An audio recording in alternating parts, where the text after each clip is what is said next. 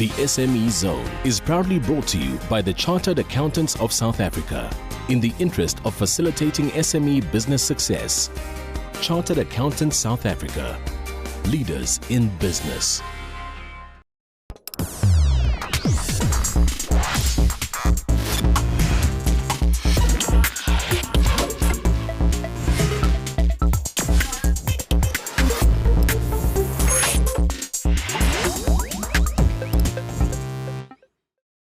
Hi there and welcome to the SME Zone, your program that helps you to start, manage and develop your business. My name is Eric Parker and our subject in this episode is customer relations management.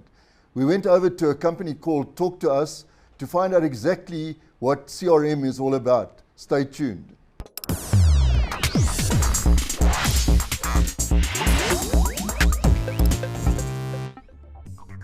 Talk2Us is a brand engagement organization. We do brand engagement across all stakeholders, mainly with your staff.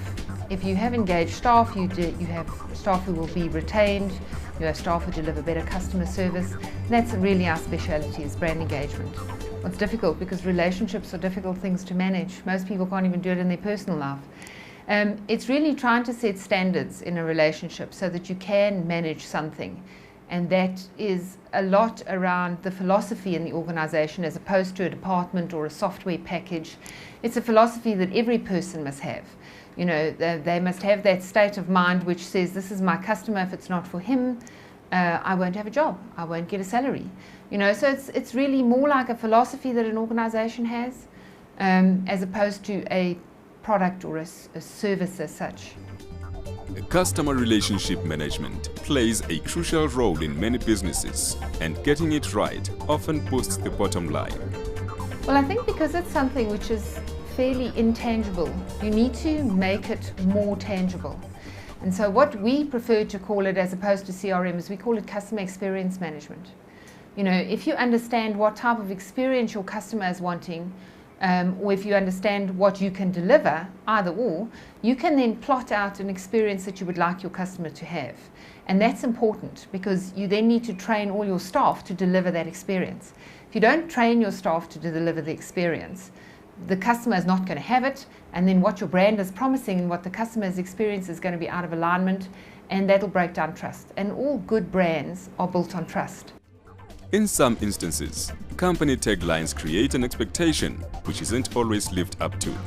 I think the first thing is people's taglines or their bylines, whatever they call it, that whether they believe it or not, that's their byline. Or fairly recently you had Standard Bank who had simpler, better, faster. Well, how is your products and services simpler, better and faster? You need to spell it out, because by spelling it out you set the right expectation. So you would say, for instance, simpler means you no longer have to fill in 5 forms, you can fill in 1. Better means we have better prices, or we have more tellers, or faster means, what does it mean? Set the expectation. Or you must have a byline which means nothing. So if you have a look at a really good one, like an organization like Kajima, there's just technology people.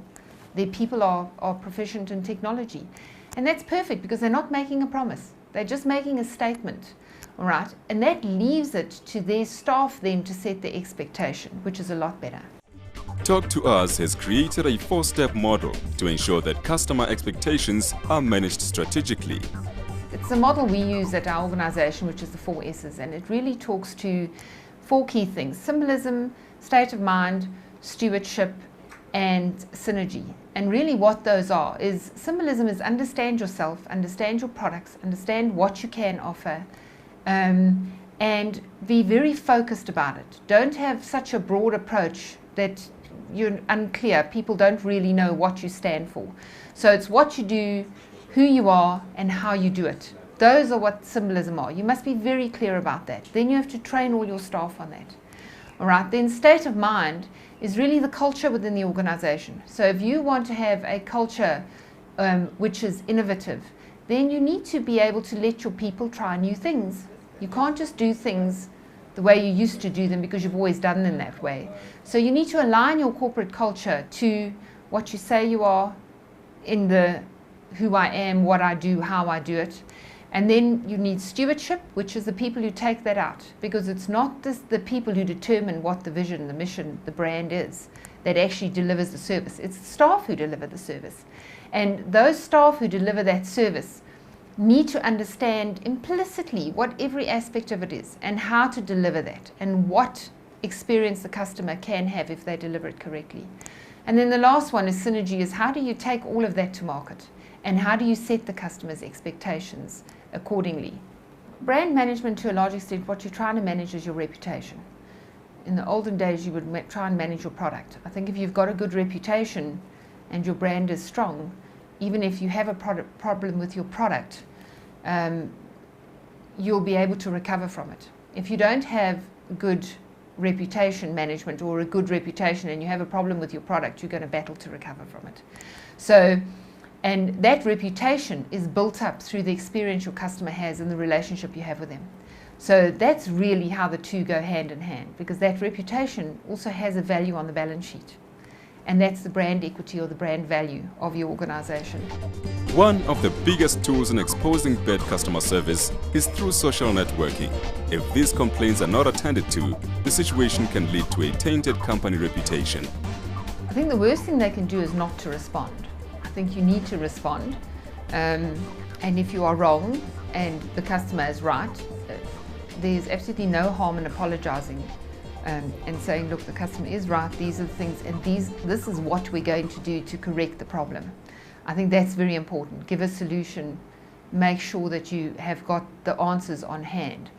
If the customer is just venting and being completely unreasonable, put the company's case forward as to what the situation was. And the people reading it have got enough savvy to determine whether the company's being unreasonable, whether the person's being unreasonable and just venting. And that's the best you can do, really. Is to put forward, it's a bit like crisis communication. Tell them fast, tell them, give them all the facts, and make sure you don't keep quiet. You know, those are the key things.